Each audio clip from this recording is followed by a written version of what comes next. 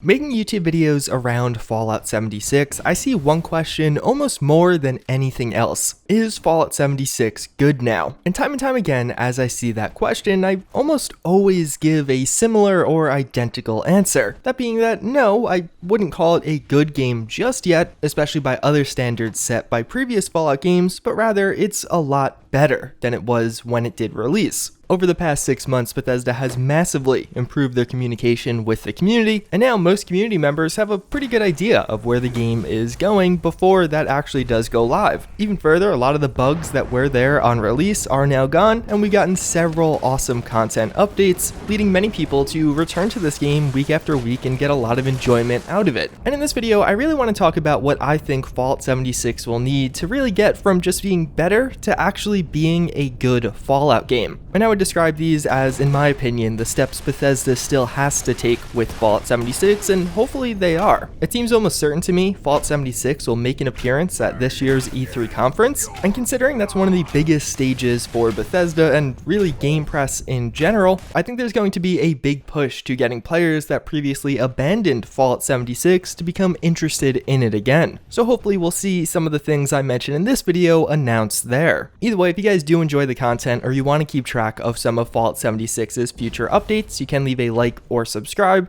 I would say the area of Fallout 76 that needs improvement or change the most is the endgame. As it stands right now, Fallout 76's endgame, aka once you complete all of the quests or all of the quests you wanted to complete, is really just farming legendaries and then potentially trading those legendaries with other players for different legendaries. A lot of the people I've talked to that hit this point in the game will take those legendaries and just use them to farm more legendaries. And it's almost a never-ending loop. It's not like there's a big purpose of the legendaries. A lot of these players will go to the new content when it is released and clear through it pretty quickly, and then they're back on that same grind of farming out legendaries consistently. Now, in fairness, as far as the actual legendary grinding does go, I think Bethesda has definitely improved this. On release, we really just had the Scorchbeast Queen event as well as certain farming locations, but now you also do have the encrypted event as well as other things like the Sheep Squatch event. But also, I think at the same time, a lot of people are just disappointed once they hit the end of this game. Even though farming legendaries is fun for some, the grind is not appealing to everyone.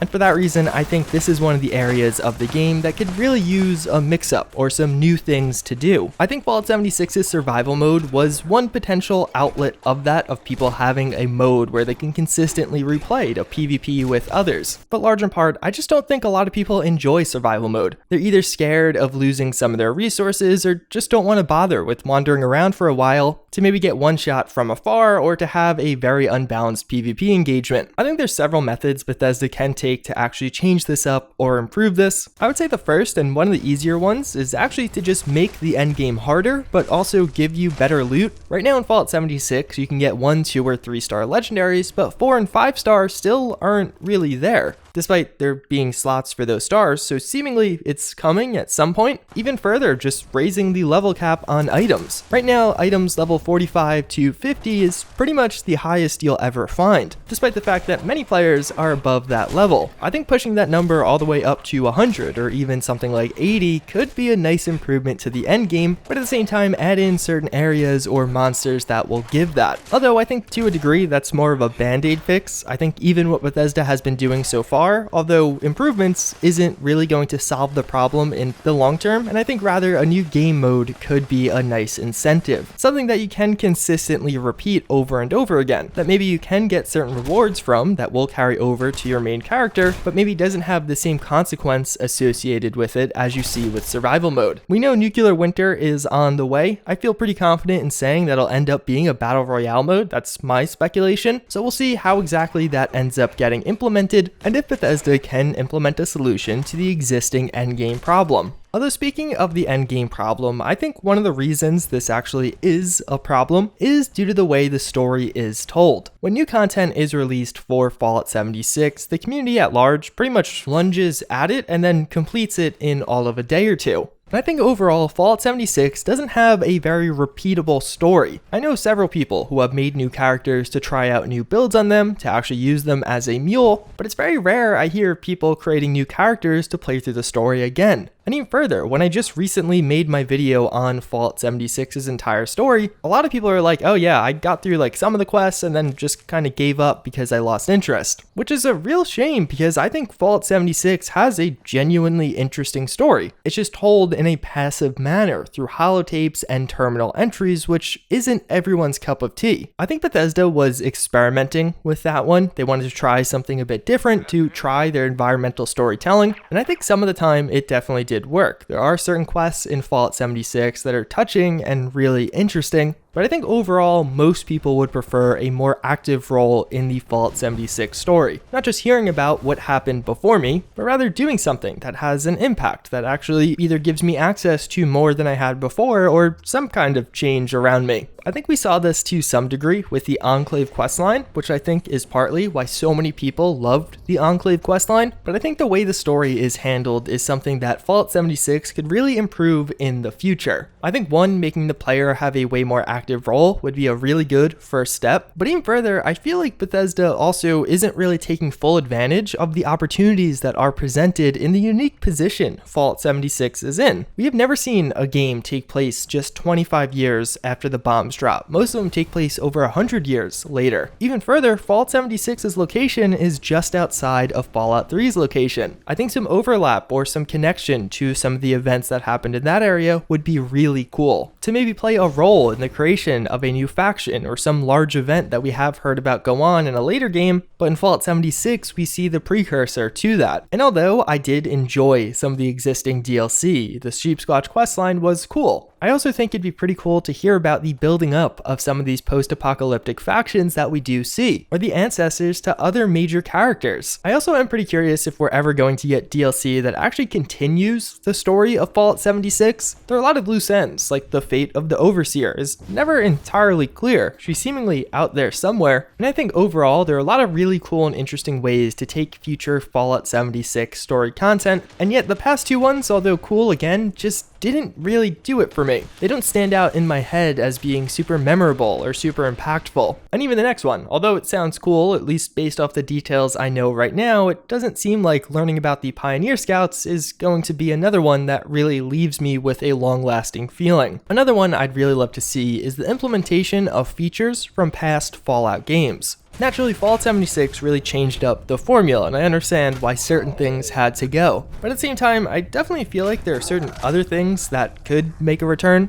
such as companions, whether it be a dog or a robot that follows you around. I think adding in a companion system and then kind of fleshing that out with a couple of quests to unlock something around them could be a cool way to actually address some of the issues I previously talked about. Even further, I think there are several other things that made past Fallout games great that could easily be added to this one. Human NPCs really comes to mind. Even if we don't quite get dialogue options, I think just interacting with human NPCs could make the story more impactful. I think part of the reason so many people are removed from Fallout 76's story is that you never interacted with a human. I don't actually have the study to prove this, but I know of several things, like psychologically, that we kind of just change perceptions around things when talking to another person, as opposed to interacting with a different animal or a robot. And even though that probably sounds kind of out there, I bet Fallout 76's story would have been more memorable for a lot of you guys watching if there were a few more human NPCs dipped in between. Bethesda naturally does mention their Wastelanders DLC in their roadmap. I feel pretty confident that will be one that brings us human NPCs, and I definitely think that could be a huge improvement to this game. And then of course, one of the other major features of every past Fallout is mod support. Since the game's announcement and Bethesda saying they were committed to getting mod support working, we haven't really heard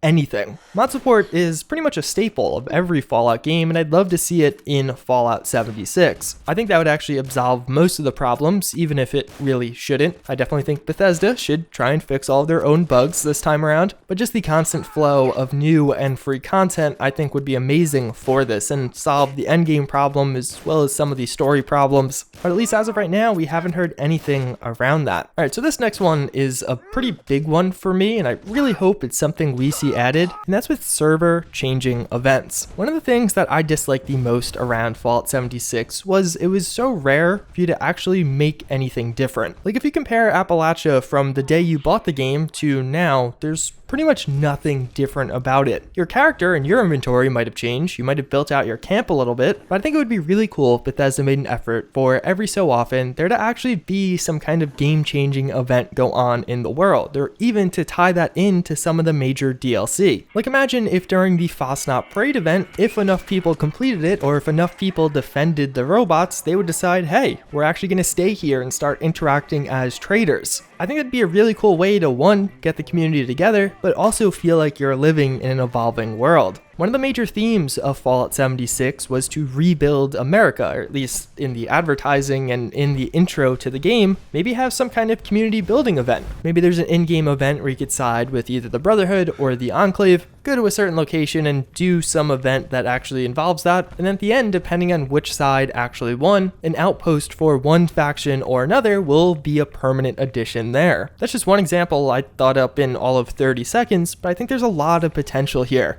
And just overall, I feel like it feels weird playing Fallout 76 for so long, having so many interactions or battles, yet everything's exactly the same as when it began. I think it really would be one of those things to bring the community together, which is something Bethesda has been doing a pretty decent job at with some of their events. And I would say to build off of that, text chat is another one that would be a great addition. There's some mods that do that right now, but I think just having text chat on a server where you could make it either local or server-wide would be a really great asset to connecting players and giving just more accessibility to communication in this game. The emotes are good and they have been adding to that, but I think text chat is really what would be the true solution there. And last but not least, and I specifically wanted to put this one last, is server stability and bugginess. I wanted to put this last because I've talked about this several times, as I think it is a pretty pressing concern or issue with this game. With each new patch, it's almost guaranteed new bugs are introduced. I don't know what the issue is. I don't know if Bethesda needs longer time to actually QA everything, needs a larger QA team, but there are a lot of ways to avoid this. Make public test servers where people can volunteer their time to test patches early, delay patches for further testing. But even outside of that, I would argue there's a lot of lingering issues in Fallout 76, from bringing a fundamentally single-player game and engine and turning that into a multiplayer experience. Sometimes you just get weird glitches with loading in with these social aspects, and it just doesn't really feel like it has that extra level of polish I almost hoped it would after this many updates. Hopefully by the end of 2019, that is resolved or addressed.